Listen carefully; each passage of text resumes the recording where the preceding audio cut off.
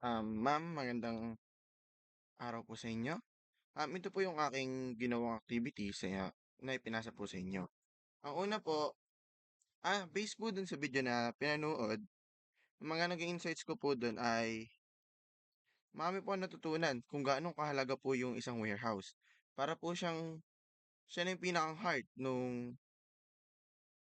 sa logistics po. Kasi po, pag wala yung warehouse, walang paglalagyan po yung mga goods na itinatransfer po via logistics. Tapos po, kung Excuse titingnan, me, boss.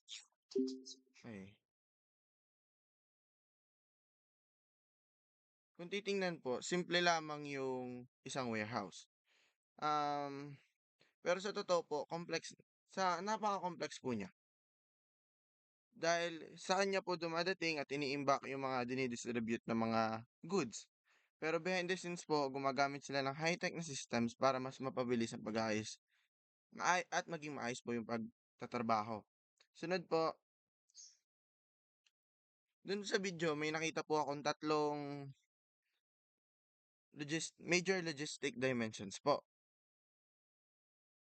Una po yung inventory management, sunod material handling at order fulfillment. Dun po sa inventory management, gumagamit po sila dun ng real-time tracking o mga RFID. Gumagamit po sila ng mga technology para matrack po nila yung stocks at di maubusan. Sunod sa material handling naman po, gumagamit sila dun ng parang inaalam nila yung paggalaw po ng produkto. Nandun po yung paggamit nila ng mga conveyor belts, tapos yung mga automated po na machines katulad ng mga forklifts o yung mga dinadrives nga po na forklifts. Sunod po yung order fulfillment. Pag naman po sinabing order fulfillment, kahit naman po explain ko po siya ng kan ay para pong nagawa na ng tama o na-fulfill na po yung kan isang order po, ganun po.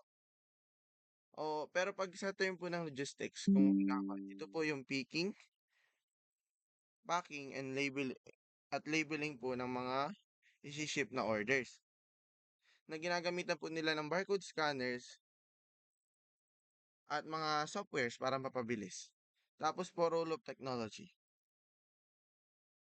Um, kung mapapansin po dun talaga sa video, ang laki nung role ng technology. Kasi po mas napapabilis po yung mga trabaho. Tapos po,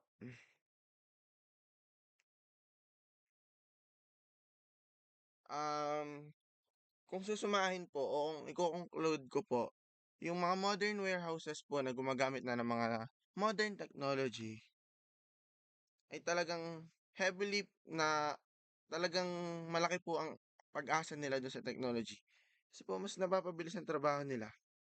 Tapos ngayon po nauuso yung AI. Si AI pwede nilang gamitin para lalo mas mapabilis ang kanilang trabaho. Sunod po dun sa dito sa flowchart po. Ang ginamit ko na pong flowchart, lalagyan na po ako kay Canva ng template po. Ganito na lang po ginamit ko. May arrow pa din po kaya makikita yung flow. Una po sa logistics ay i-receive, tapos i-store po sa warehouse. Sunod po sa loob ng warehouse, ipapacking po yun, isosort nila. Sunod saka po nila di-dispatch dun sa may mga orders. Yun po ang aking ginawa at ipinasa sa inyo. Maraming salamat.